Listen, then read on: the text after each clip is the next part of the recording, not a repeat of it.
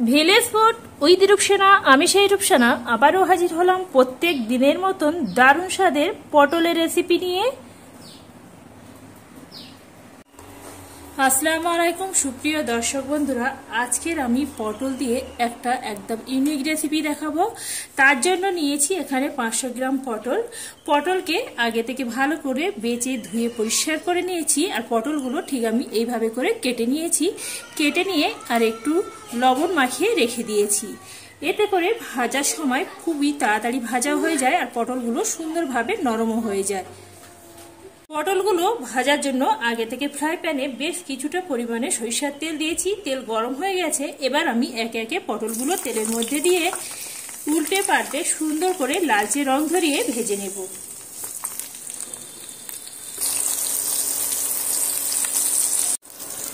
পটলগুলো আমি এখানে উল্টে পাল্টে সুন্দর করে লালচে রং ধরিয়ে ভেজে নিয়েছি। পটলগুলো আমার এখানে ভাজা হয়ে গেছে, এবার আমি পটলগুলো তুলে নেব। আবারও আমি একটা কড়া বসিয়ে দিচ্ছি। কড়াতে বেশ কিছুটা পরিমাণে তেল দিয়েছি। তেল গরম হয়ে গেছে। দুটো মিডিয়াম সাইজকে পেঁয়াজকে কুচিয়ে রেখেছিলাম, পেঁয়াজগুলো তেলের মধ্যে দিয়ে লালচে রং ধরিয়ে ভেজে নেব।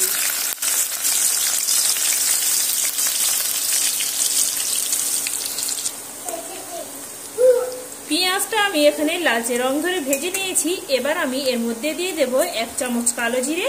কালো জিরেটাও পেঁয়াজের মধ্যে এইভাবে কয়েক সেকেন্ডের জন্য ভাজা ভাজা করে নেব। এখানে আমার কালো জিরেটা ভাজা হয়ে গেছে। এবার আমি এখানে একটা টমেটোকে কুচিয়ে রেখেছিলাম, টমেটোগুলো এবার আমি পেঁয়াজের মধ্যে দিয়ে দিলাম। আবারও টমেটোটা সুন্দর করে পেঁয়াজের সঙ্গে এইভাবে আমি ভেজে নেব। টমেটোটা সুন্দরভাবে ভেজে নিয়েছি। এবার আমি একে একে সমস্ত উপকরণ দিয়ে দেব। এবার দিয়ে দেব এর মধ্যে স্বাদ অনুযায়ী নুন, দিয়ে দেব 1/2 চা চামচ হলুদের গুঁড়ো, 1/2 চা চামচ জিরা আর মরিচের গুঁড়ো, আর দিয়ে দেব 1/2 চা চামচ লাল কাশ্মীরি লঙ্কার গুঁড়ো,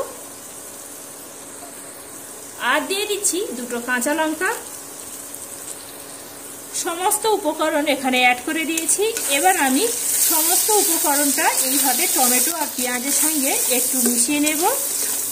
দিয়ে এবার অল্প একটু পানি দেব, যাতে মশলাটা পুড়ে না যায়। পানিটা দিয়ে সুন্দরভাবে আমি কষিয়ে নেব।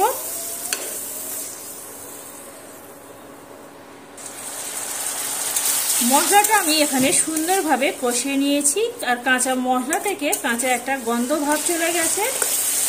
এবার আমি আগে থেকে যে ভেজে রাখা পটলগুলো এবার আমি এই মশলার মধ্যে দিয়ে পটলের সঙ্গে ভালো করে নেড়ে চেড়ে এইভাবে আরো মিনিট 5 সময় নিয়ে কষিয়ে নেব।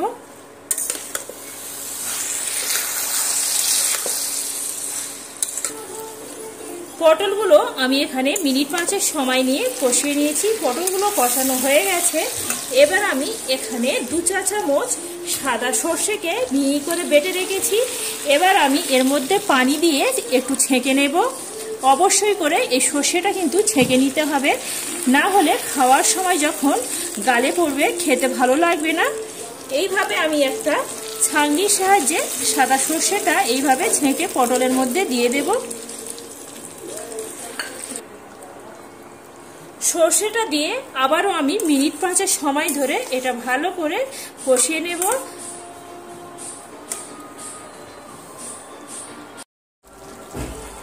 দেখতে পাচ্ছেন বন্ধুরা, সাদা সর্ষেটা দিয়ে আমি এখানে মিনিট 5 সময় নিয়ে সুন্দরভাবে কষিয়ে নিয়েছিলাম। এখানে আমার দারুণ স্বাদের পটলের রেসিপিটা একদম রেডি হয়ে গেছে। আবারও আমি এটা ঢাকা দিয়ে এটা আবার মিনিট 3 সময় নিয়ে রেখে দেব। তারপরে দেখাবো বন্ধুরা।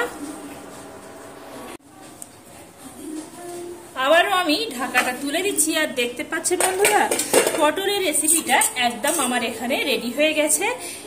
আমি একটু কাছে থেকে দেখাচ্ছি দেখতে কতটাই লোভনীয় হয়েছে। এইভাবে যদি পটলের তরকারি থাকে গরম গরম ধোয়া ওটার সঙ্গে ভাতের সঙ্গে খেতে খুবই ভালো লাগে বন্ধুরা আজকেকার এই একদম সিম্পল একদম ঘরোয়া উপকরণ দিয়ে আজকের বানিয়ে দেখিয়েছি বন্ধুরা।